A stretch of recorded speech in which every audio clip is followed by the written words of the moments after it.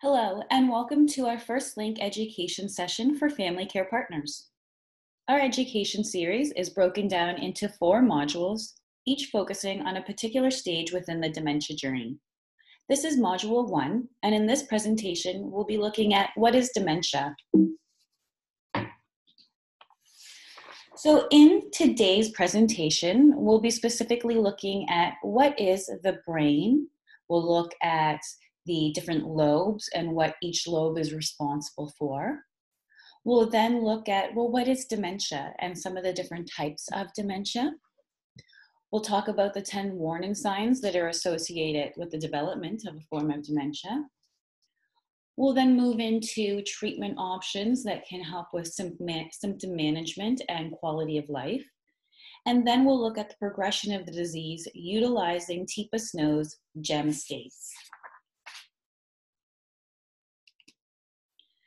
Before we start talking about dementia, it is important to understand the brain and the primary role it plays in our behavior, personality, and memory. The brain is divided into 2 hemispheres with 4 lobes, and underneath is a cerebellum and a brainstem and spinal cord. To work, brain cells operate like tiny factories. They receive supplies from the blood, generate energy, construct equipment, and get rid of waste. Cells also process and store information and communicate with other cells. And to keep all of this running, coordination and a large amount of nutrients and oxygen is needed. So the frontal lobe is located at the front of the brain. And the frontal lobe helps us plan, it helps us organize, it helps us recognize future consequences, the ability to choose between good and bad actions, and it allows us to regulate socially acceptable behavior and responses. So the frontal lobe, it's our initiator, and it holds memory for habits or motor activities for things we do without much thought. The frontal lobe allows us to express language and assign meaning to words we choose and make word associations. So how is this affecting a person with dementia?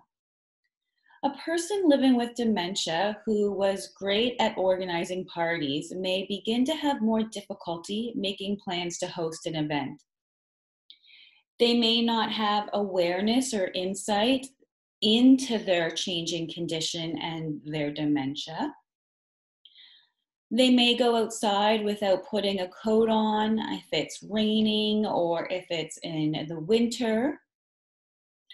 A person living with dementia may have trouble brushing their hair. And somebody who used to be active can appear to lose interest in favorite activities. And so a person can appear apathetic and may not necessarily be clinically depressed. A person living with dementia may not be able to control their reaction to a stressful situation and therefore may demonstrate responsive behaviors in a response to the stress that they're experiencing. And they may have difficulties finding the right word. So the parietal lobe helps us put things into logical order and sequence. It helps us understand numbers and their meaning, such as knowing that when you give a cashier a $10 bill to pay for something that was $7.50, that you should be getting $2.50 changed. Thanks to the parietal lobes, we recognize familiar people, places, and things, and it helps us process sensory information from various parts of the body and helps us to understand where we are in our environment. So how is this affected in a person living with dementia? So a person living with dementia may have trouble with putting on clothes in the correct order or following the steps of a familiar recipe. Though they used to be able to, a person living with dementia may start to have difficulty managing finances. They may have difficulty recognizing a spoon and may not know how to use a spoon. They may not realize that the tingly feeling that they have in their stomach means that their bladder is full and that they need to use the washroom. And a person living with dementia may have difficulty finding their way around and understanding where they are within the environment.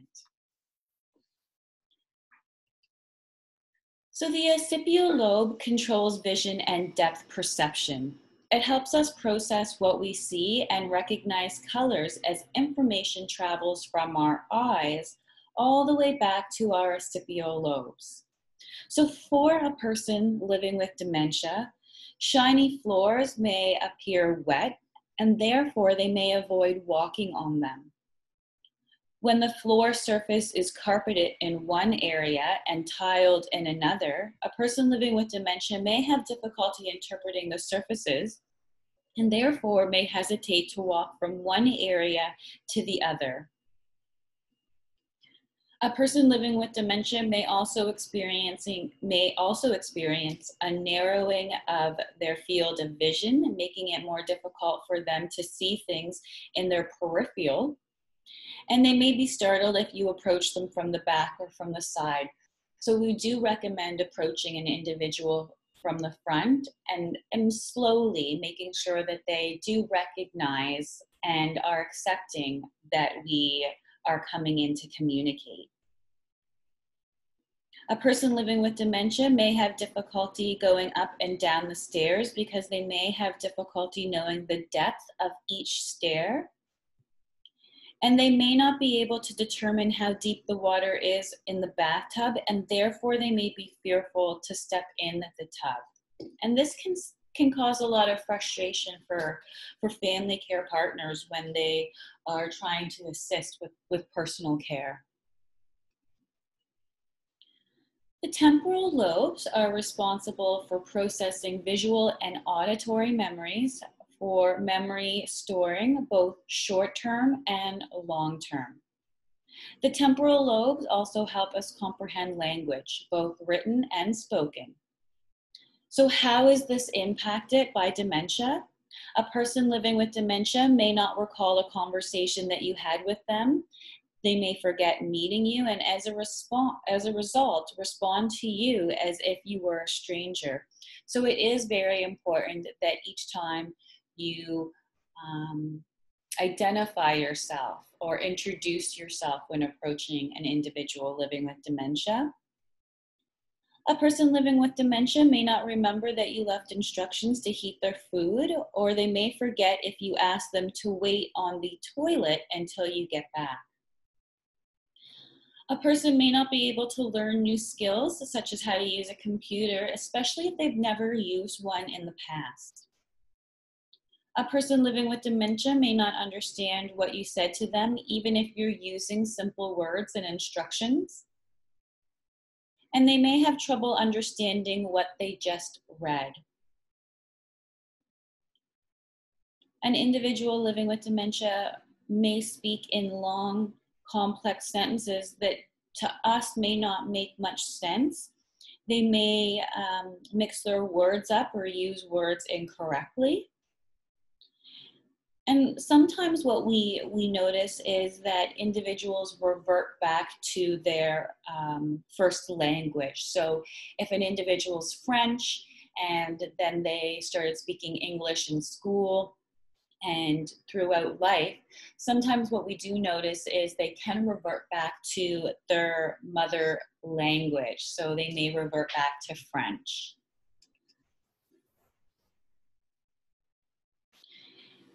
The cerebellum and brainstem may also be affected by dementia. The cerebellum is responsible for voluntary movements and coordination of motor movements. A person living with dementia may have difficulty coordinating multiple movements, such as moving the arm and leg while balancing the body to put on a pair of pants. The brainstem is responsible for involuntary movements, such as our heart beating, our lungs breathing, and movements in our intestines. It also helps us regulate consciousness and sleep. So a person living with dementia may become constipated as digestion slows down, or a person may sleep and wake at unusual times. So that sleep-wake cycle can sometimes become reverted.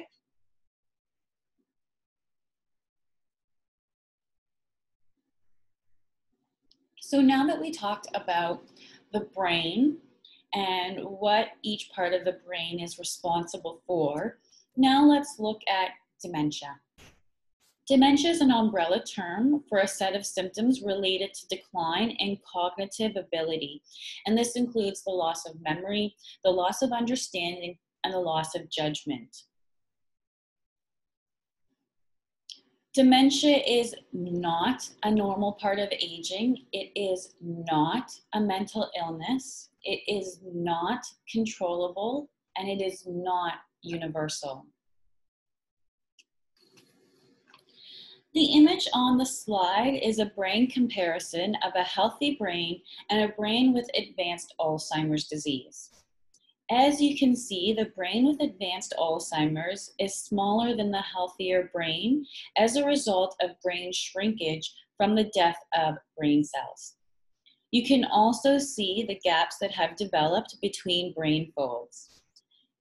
It's estimated that a healthy brain weighs on average 3 pounds, and a brain with advanced Alzheimer's weighs on average 1.5 pounds. There's physiological changes that are happening to the brain, and this is why we see changes in an individual's abilities, behavior, and communication. There are 10 warning signs that are associated with the development of Alzheimer's disease and other forms of dementia, and we like to break it down into the ABCs. So under abilities, we see changes in day-to-day abilities, difficulty performing familiar tasks, and the key with this one really is familiar tasks, disorientation of time and space, and misplacing things. And this is more than just being absent-minded, putting something down and not being able to recall where we put it later. Sometimes what we'll notice is things may be placed in what we would consider odd locations. Under changes in behavior, we see impaired judgment. So maybe not recognizing a medical problem that might need attention, or wearing summer clothing during our winter months. We can see changes within mood and behaviors, and we might see some mood swings as well. We can see personality changes, and then loss of initiative. And so oftentimes people will need to be cued in order to engage. And under communication, we see problems with language and problems with abstract thinking. And the way that this is manifested is through numbers and finances. Of course, other ways as well. So there are risk factors that increase our risk of developing a form of dementia later on. And these include diabetes, specifically type 2 diabetes, head injury, strokes, having high cholesterol, having high blood pressure, having mild cognitive impairment, if there's a family history or if you have the genetics, Parkinson's disease and Hutchinson's disease, and Down syndrome. All of these increase your risk of developing a form of dementia, but it's not a guarantee that you will develop a form of dementia.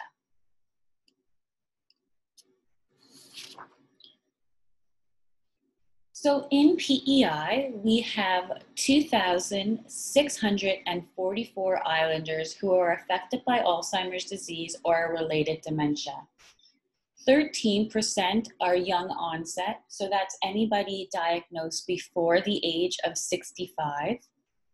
64% are women, and the unpaid caregiver cost exceeds $58 million. And this is just our statistics within Prince Edward Island. Within Canada, we have approximately 500 564,000 Canadians living with a form of dementia. The total economic impact is over 152 million, and the numbers are expected to nearly double by 2031 with our aging population.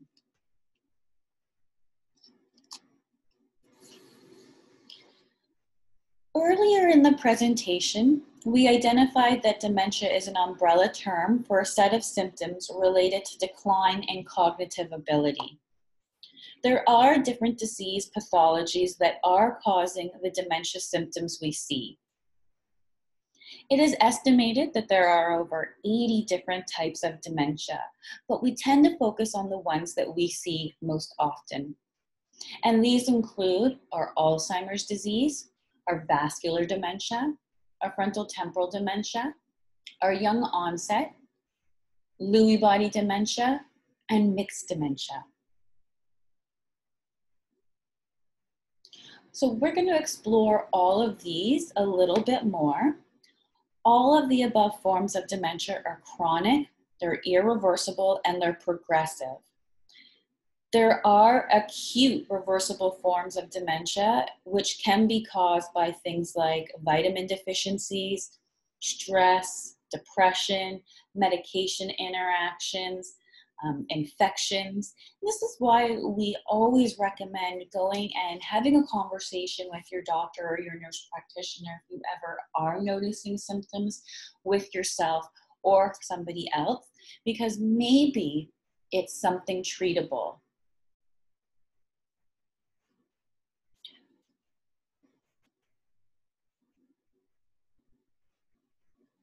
So the first dementia we're going to look at is Alzheimer's disease. Physiologically, Alzheimer's disease is characterized by a buildup of plaques and tangles in the brain. As we age, people develop some plaques and tangles, but people with Alzheimer's disease are developing far more than what's expected for their age, and it's not considered normal aging. Alzheimer's is classified as a primary cortical dementia, so it affects the rational part of the brain, so that's the left side.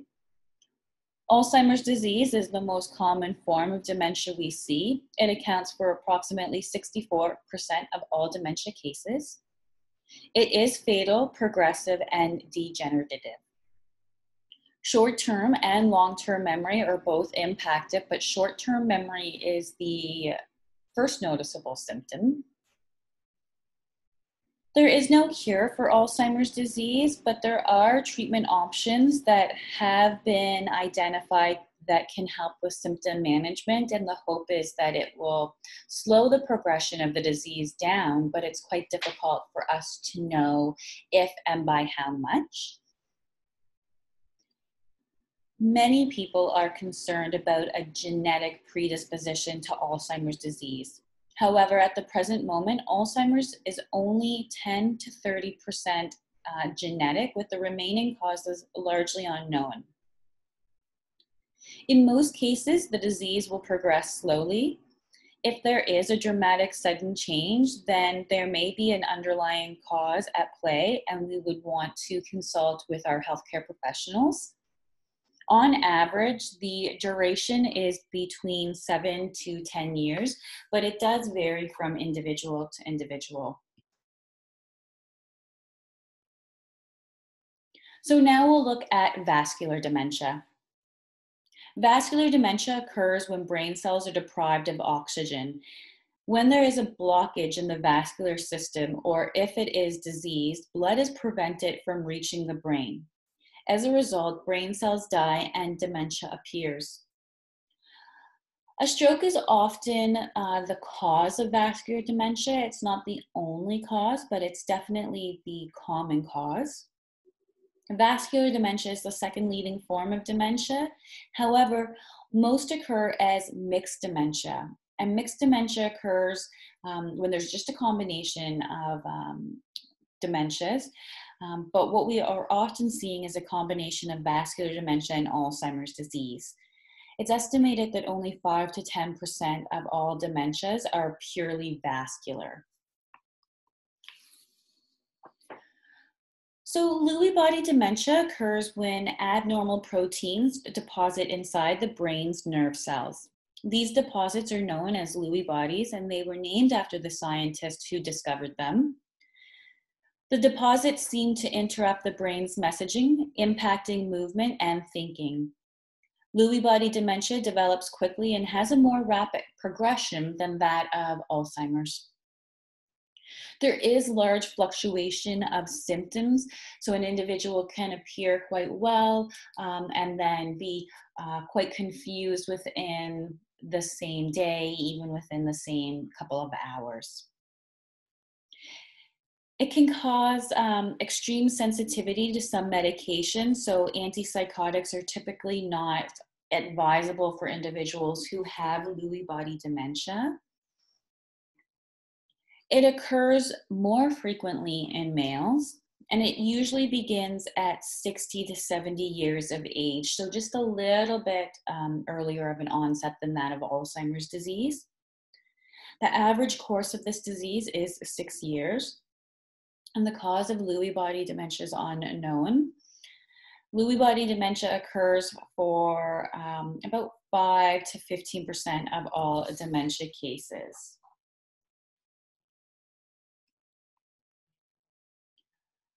So, unlike Alzheimer's disease, which affects most areas of the brain to a certain extent, frontotemporal dementia is a rare group of disorders that primarily affect the frontal and the temporal lobes of the brain. In some cases of frontotemporal dementia, the brain cells shrink and die. In other cases, the brain cells get larger and contain round silver pick bodies, and this is known as Pick's disease. As the frontal and temporal lobes are impacted, changes in behavior and personality become evident. Researchers estimate that approximately 2 to 5% of all dementia cases are frontotemporal dementia. Oftentimes, individuals are being diagnosed at a younger age, as young as in their 40s into their 60s. So definitely an earlier onset, and this can really complicate the diagnosing process. It affects males and females equally, and there is a 50% hereditary link.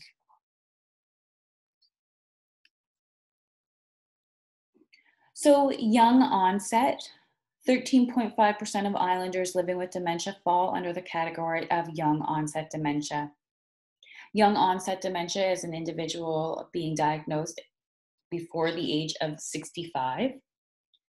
Getting a diagnosis may take longer as there are many misconceptions and lack of awareness around the prevalence of young onset dementia. And we prefer to use the term young onset versus early onset so that it's not confused with the stages of dementia. You know, a diagnosis is difficult for anybody, but it really does come with unique challenges when you are in your 40s and 50s. Oftentimes people are still working. They may have young children at home. They may be caring for parents. They may have some major financial commitments, tuition, mortgages, oftentimes still very physically fit. And this really does present some unique challenges for individuals who are diagnosed with young onset. So the assessment process, getting a diagnosis. There is no single test that can tell if an individual has Alzheimer's disease. It's a clinical diagnosis, meaning your doctor will run tests and complete assessments. And based on the results of all of these tests and assessments, a diagnosis will be made or not made. Making a diagnosis can take time, and the doctor will typically review your medical history, perform some cognitive assessments, some physical exams, do some blood work, and order some scans. Really, it's to rule out any other possible explanations, so those reversible forms that I briefly mentioned earlier.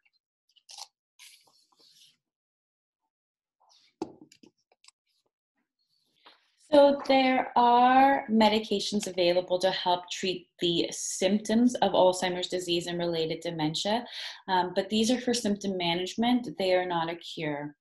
So there's Aricept, Exenol, and Remenol, and these are prescribed for individuals who have mild to moderate symptoms of Alzheimer's disease. There's Ebixa, which is prescribed for moderate to severe symptoms of Alzheimer's disease. It really is important to talk with your family physician or your nurse practitioner to learn if medication options are appropriate for you. There are non-pharmaceutical treatment options available that can help with symptom management and quality of life. And research really suggests that these can be just as effective as pharmaceutical options. So it's really important that we are physically active. We have to make healthy food choices. Our food is our fuel for our body. We need to stimulate and work the brain. The brain is an organ, but it functions like a muscle. It's really important that we reduce our stress level. If somebody is chronically stressed, an individual can look and have symptoms like dementia. So really important that we practice our stress reduction techniques and practice our self-care. Music therapy is invaluable and so meaningful for individuals living with dementia and just for people in general. And keeping records of behavior is really, really helpful so that when we are having conversations with our family doctor or our nurse practitioner, we're able to let them know what it is we are seeing.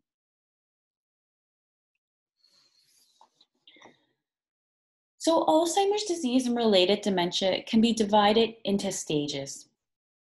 Each stage of dementia can then be characterized by a different GEM. GEM stages are part of Teepa Snow's positive approach to care, and she uses GEMs because it's 1, less institutionalized, 2, it's more inviting, but really it focuses on retained abilities and not focused on what's lost, like most progression scales. The color and the features of the GEMs are related to the characteristics of a person living with dementia. But how beautiful is this? We're really focusing on what's retained, not what's lost. So we have our sapphires. Adults with healthy brains are known as sapphires. Sapphires are true to self. Personal preference remains basically the same. They are still able to appreciate multiple perspectives and accept new ideas. Stress, pain, and fatigue can lead to diamond moments, but time to heal or recharge can restore us back to a sapphire. Sapphires are still able to suppress and filter personal reactions, and there is some slowing down with age. So we do see age-related memory loss. New skills may require extra practice, and at times we may find it difficult to find the right word or name, but usually we're able to then retrieve that word. Diamonds prefer the familiar. Routine and rituals rule. Under pressure, diamonds become rigid and self-focused. As diamonds become protective and territorial, it can lead to isolation. And this is something that we want to watch because isolation in itself has negative consequences. Personal preferences become more intense.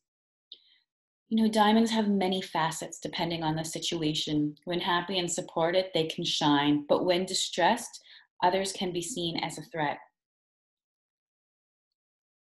Diamonds often focus on the past, personal values, and finances. They're always concerned with money. If they have enough money, how much they have, how much do things cost. Diamonds present well in social situations and can perform well on assessments and behave in public. They can respond better to authority figures, and symptoms may or may not be related to dementia. So, how to support our diamonds? When working with the diamonds, it's important to keep the environment as consistent as possible. Maintain um, routines and rituals rule. It's really important that we don't change these, and if we do, we change it as least as possible. Diamonds are still capable in many ways, so be sure to be engaging them in activities. So have them do activities with you and not you doing them for them. Some great engagement tools for diamonds include stories and puzzles and painting and music and reminiscing.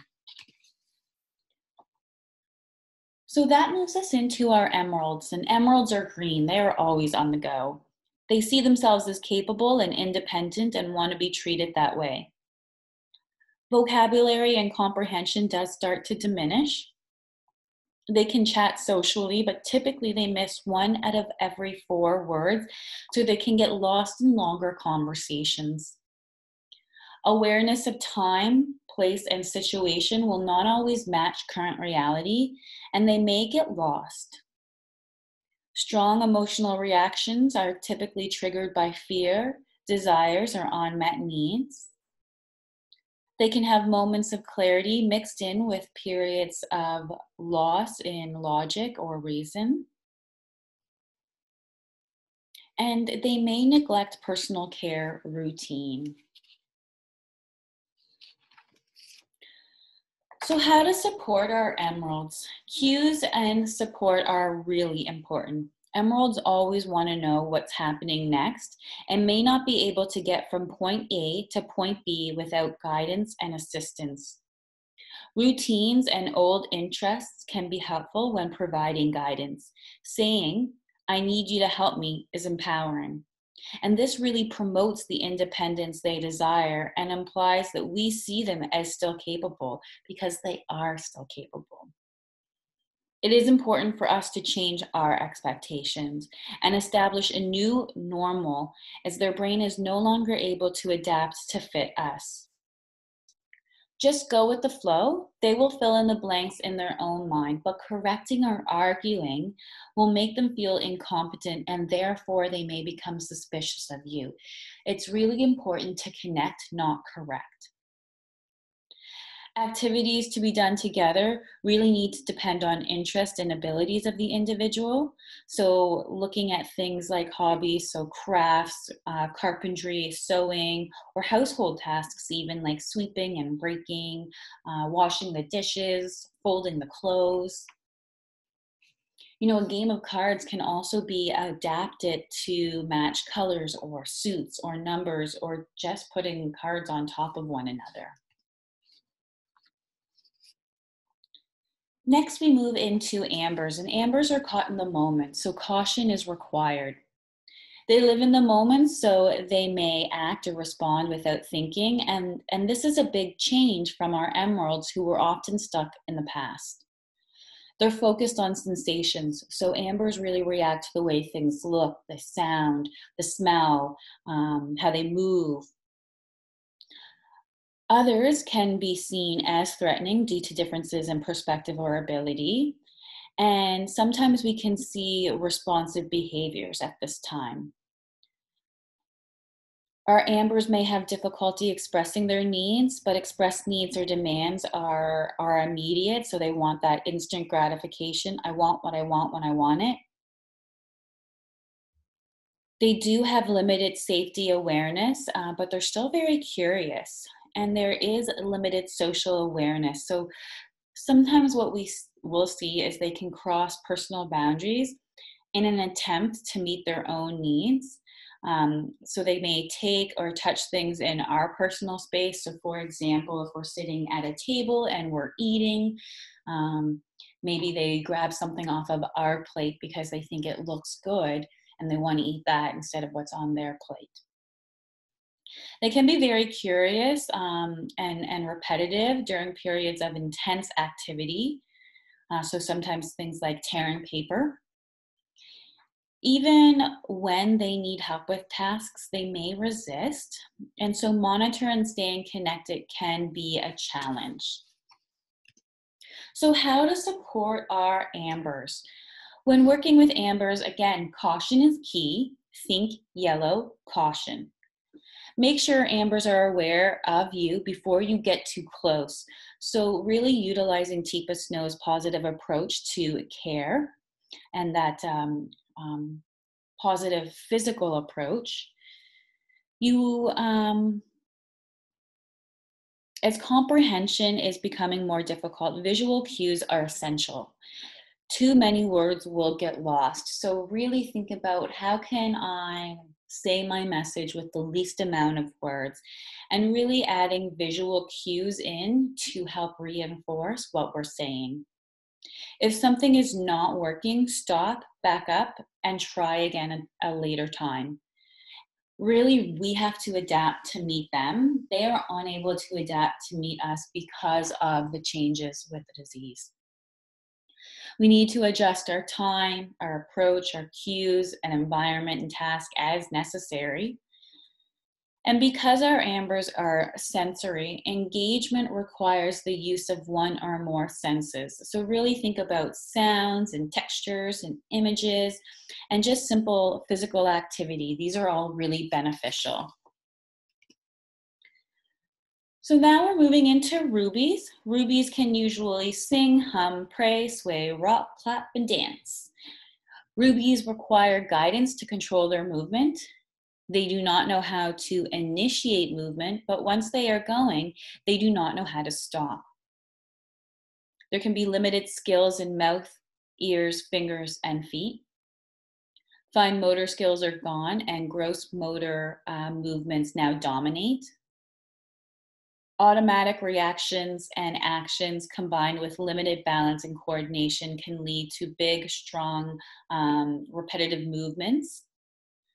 Falls can be common, and we need to watch for this. And this can be the result of the loss of depth perception and changes within movement. Rubies are really responsive to tone of voice and facial expressions. They tend to miss subtle hints, but more extravagant facial expressions or exaggerated, they will see and pick up on. Following instructions may be difficult, but they can mimic you. They are able to pick up objects, but they may need help knowing what to do with them. And often we can see difficulty with sleeping at the ruby stage. So how to support our rubies? We really need to create a supportive environment by guiding movement and transitions.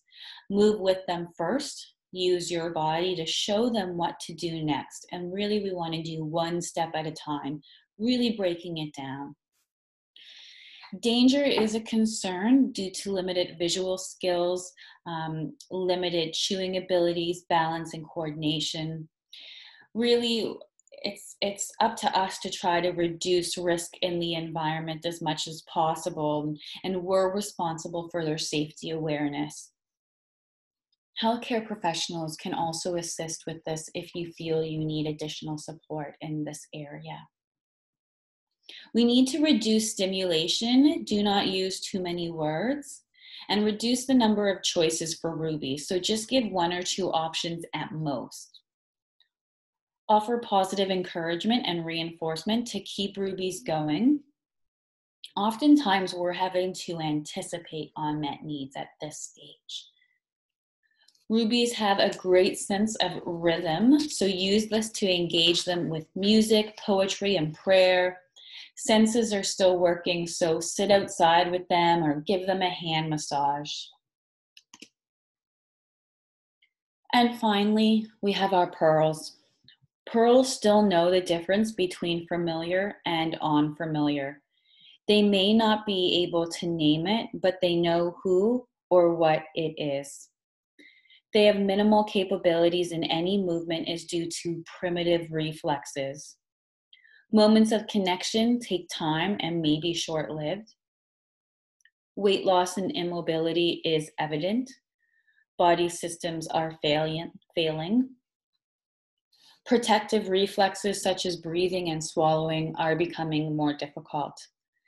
And the desire to eat and drink is also diminished. It's really important to remember that even when an individual is in the pearl stage, they're still a person and do have moments when they are responsive. So how do we support our pearls? In order to support pearls, it's really important that we're gentle, we're soft, and we're caring. And this includes not only our touch, but also our speech. Pearls are hidden in a shell, and if you force open the shell or apply pressure to the wrong place, it can hurt the shell and make it more difficult to open. You cannot force a connection. When you do connect with a pearl, it's a beautiful thing, and taking time means a lot to them. Pearls may not feel that they can stop living without permission from their care partners. And it's really important for care partners to learn the art of letting go without giving up. Pearls can be engaged with gentle music, massage, and calming aromas. People with dementia are still people with unique abilities and strengths, and they deserve to be treated with dignity and respect. Dementia does not define a person. Dementia affects everyone differently, and its progression varies from person to person. A diagnosis of dementia does not immediately require a person to give up their job or to change their routine. Seeing the person and not their disease helps us focus on what they are able to do versus what they are not able to do anymore. Engaging people with dementia in activities that build on their strength will improve their well-being and make it easier for them to live a high quality of life with this disease. So we are at the end of our module. So in summary, we talked about damage to the brain and how that can impact an individual's ability and behavior. We talked about how each person with dementia is different. We looked at the warning signs that are associated with the development of a form of dementia and the different types of dementia, what dementia is. And we looked at medical and non-medical treatment options that are available to help with quality of life. And then we concluded looking at the progression of the disease. On the slide are additional resource links. All of this information is available on our website. You can visit our website at www.alzpei.ca. Please feel free to give us a call if you would like hard copies mailed out. Our phone number is 902-628-2257. The next session of our First Link education session is Module 2, Day-to-Day Care. Thank you so much for joining us today looking at Module 1.